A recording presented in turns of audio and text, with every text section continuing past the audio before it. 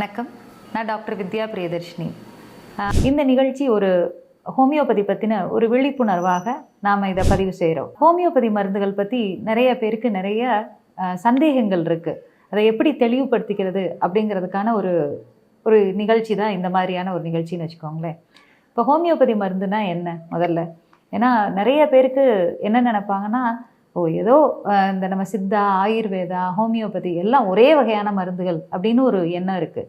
அப்படி இல்லாமல் ஹோமியோபதி மருந்து அப்படிங்கிறது ஒரு தனித்துவமான ஒரு மருத்துவ முறை அப்படிங்கிறது எத்தனை பேருக்கு தெரியும்னு நம்மளுக்கு தெரியல.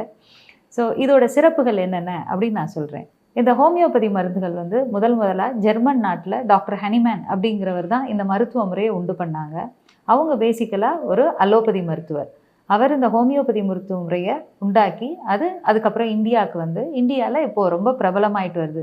இன்னும் சொல்லணும்னா ஹோமியோபதி மருத்துவம் அலோபதி மருத்துவத்துக்கு அடுத்ததாக உலகம் பூரா பயன்பாட்டில் இருக்கக்கூடிய ஒரே மருத்துவம்னு நாம் சொல்ல முடியும்.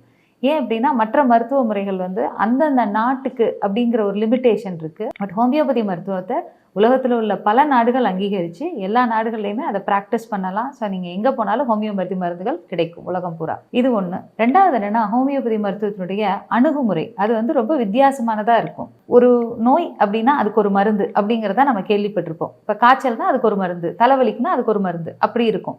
ஆனால் ஹோமியோபதி மருத்துவம் எந்த விதத்தில் தனித்துவமானது அப்படின்னா ஒவ்வொரு மனிதருக்கும் அவர்களுடைய நோய்க்குறியை பார்த்து அவர்களுடைய உடல்வாகுக்கு தக்கன நாம் மருந்து கொடுக்குறோம். இது நோய்க்கான மருந்து அப்படிங்கிறத விட ஒவ்வொரு மனிதருக்கான மருந்து, அவர்களுடைய இயல்புக்கான மருந்து அப்படின்னு தான் நாம் சொல்லலாம். ஸோ அந்த விதத்தில் ஹோமியோபதி மருத்துவம் பார்க்கும்போதே அந்த மருத்துவர் உங்கள்கிட்ட நிறைய கேள்வி கேட்பார். பொதுவாகவே சொல்லுவாங்க, ஹோமியோபதிக்கிட்ட போனோம், டாக்டர்ஸ்கிட்ட போனோன்னா அவங்க ரொம்ப நேரம் எடுத்துக்குவாங்க ட்ரீட்மெண்ட்டுக்கு அப்படின்னு. அது காரணம் என்னென்னா உங்களை பற்றிய நிறைய விஷயங்களை அவங்க கேட்பாங்க. இப்போ நிறைய பேஷண்ட்ஸ்க்கு டவுட் வரும். எப்படி அப்படின்னா, ஒரு சாதாரணமாக ஒரு தோல் தொந்தரவு தானே பார்க்க போகிறோம். ஆனால் டாக்டர் பார்த்தீங்கன்னா உங்களோட சாப்பாடு எப்படி சாப்பிட்டீங்க, உங்களுக்கு தண்ணி தாகம் எடுக்குதா, அதுலேருந்து ஆரம்பித்து நீங்கள் தூங்குனீங்களா, முழிச்சிங்களா, எல்லாத்தையுமே கேள்வி கேட்பாங்க. ஏன் அப்படின்னா உங்களுடைய தனித்துவங்களை பூரா இண்டிவிஜுவலைசேஷன்னு சொல்லுவோம். அது ரொம்ப முக்கியம் ஹோமியோபதி மருந்துக்கு. ஸோ ஒரு பேஷண்ட் எந்த அளவுக்கு அவங்களுடைய இயல்புகளை பற்றி தெரிந்து அந்த மருத்துவர் மருந்து பரிந்துரைக்கிறாரோ அவ்வளவு தூரம் அதோட எஃபெக்ட் ரொம்ப அருமையானதாக இருக்கும். இந்த ஹோமியோபதி மருந்துகள் எல்லாமே பார்த்தீங்கன்னா ஆழ்ந்து வேலை செய்யக்கூடியவை. அதே போல் நம்மளுக்கு எவ்வளோ ஒரு 10 வருஷமாக நோய் தொந்தரவோடு வந்தால் கூட நம்மளுக்கு அதில் ட்ரீட்மெண்ட் பார்க்க முடியும். அப்போ 10 வருடங்களாக நம்ம உடம்பு ஏற்பட்டிருக்கக்கூடிய அந்த மாற்றங்கள் இருக்கு இல்லையா, அதையும் சேர்த்து சரி பண்ணக்கூடிய மருந்துகளால் இதுக்கு ரொம்ப நாள் எடுத்துக்குது அதை சரி பண்ணுறதுக்கு. அதே போல் பொதுவாகவே ஹோமியோபதி மருந்துகள் பார்க்கும்போது நம்ம அலர்ஜி, அதுக்கப்புறம் நம்மளோட நான் இன்ஃபெக்ஷியஸ் டிசீஸ்ன்னு சொல்லுவோம். அதை கிருமி தொற்றுகளால் வராத மற்ற நோய்களை நிறைய ட்ரீட் பண்ணுறோம் நம்ம.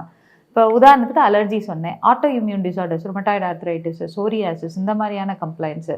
அதுக்கப்புறம் நம்மளுடைய டான்சிலைட்டிஸாக இருக்கட்டும், அப்புறம் பிசிஓடியாக இருக்கட்டும், தைராய்டு கம்ப்ளைண்ட்ஸாக இருக்கட்டும், சிறுநீரகத்தில் ஏற்படக்கூடிய கல்லாக இருக்கட்டும், இது மாதிரி வாழ்வியல் முறைகளில் மாற்றத்தினால வரக்கூடிய நிறைய வியாதிகளை அழகாக குணப்படுத்தலாம்.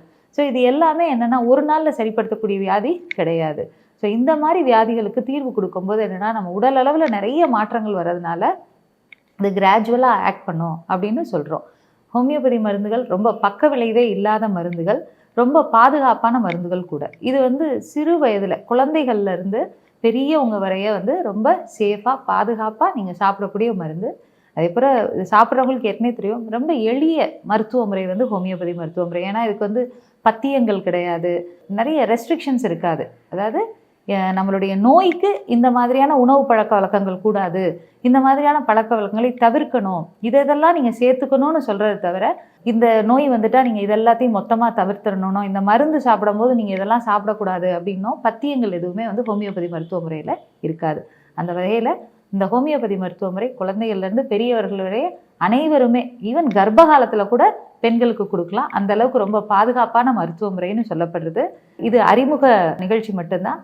மற்றபடி தொடர்ந்து நிறைய வீடியோக்களில் நாம் இன்னும் ஹோமியோபதியை பற்றியும் அது என்னென்னலாம் ரொம்ப நல்ல சக்தி வாய்ந்ததாக வேலை செய்யுதுங்கிறத பற்றியும் நம்ம நிறைய தெரிஞ்சுக்கலாம். வணக்கம்.